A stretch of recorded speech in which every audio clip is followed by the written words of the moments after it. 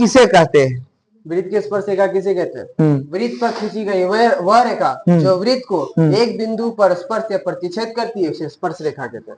वृत्त पर खींची गई वह रेखा जो वृत्त को एक बिंदु पर स्पर्श या प्रतिच्छेद करती है उसको क्या कहते हैं? स्पर्श रेखा। बाह्य बिंदु से वृत्त पर कितनी स्पर्श रेखाएं खींची जा सकती है? 2 स्पर्श रेखाएं खींची जा सकती है और परिमेय 10.1 के आधार पर वो दोनों स्पर्श रेखाओं की लंबाई बराबर होती है। हाँ 10.2 को भी है, वो तो नंबरिंग है। यानी बाह्य बिंदु से वृत्त पर जो स्पर्श रेखाएं खींची जाती है उन स्पर्श रेखाओं में क्या संबंध है, ऐसा क्वेश्चन पूछा जा सकता है। हाँ, तो दोनों तो आप कहेंगे कि हाँ दोनों स्पर्श रेखाओं की लंबाइयां क्या होती है? बराबर होती है। बताओ वृत्त और स्पर्श रेखा के उभयनिष्ठ बिंदु को क्या कहते हैं? स्पर्श बिंदु कहते हैं। वृत्त और स्पर्श रेखा के उभयनिष्ठ बिंदु को स्पर्श बिंदु कहते हैं। ये अगला प्रश्न बताओ, एक वृत्त पर कितनी समांतर स्पर्श रेखाएं खींची जा सकती है? एक वृत्त पर 2 समांतर स्पर्श रेखाएं खींची जा सकती है। एक वृत्त पर 2 समांतर स्पर्श रेखाएं खींची जा सकती।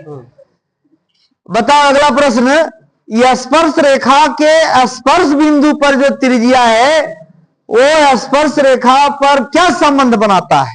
स्पर्श रेखा पर जो स्पर्श बिंदु पर त्रिज्या होती है वो स्पर्श रेखा पर लंब होती है। स्पर्श रेखा पर क्या होती है? लंब होती है। लंब होती है।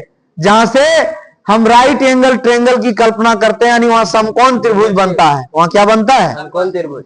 और एक चीज बताओ, 2 सकेंद्रीय वृत्तों में बड़े वृत्त की जीवा जो छोटे वृत्त को स्पर्श करे तो यह स्पर्श बिंदु पर क्या होती है? बड़े वृत्त की जीवा हाँ। जो छोटे वृत्त को जिस बिंदु पर स्पर्श करती है वह समद्विभाजित होती है। स्पर्श बिंदु पर क्या होती है? समद्विभाजित यानी 2 बराबर भागों में विभाजित है ना।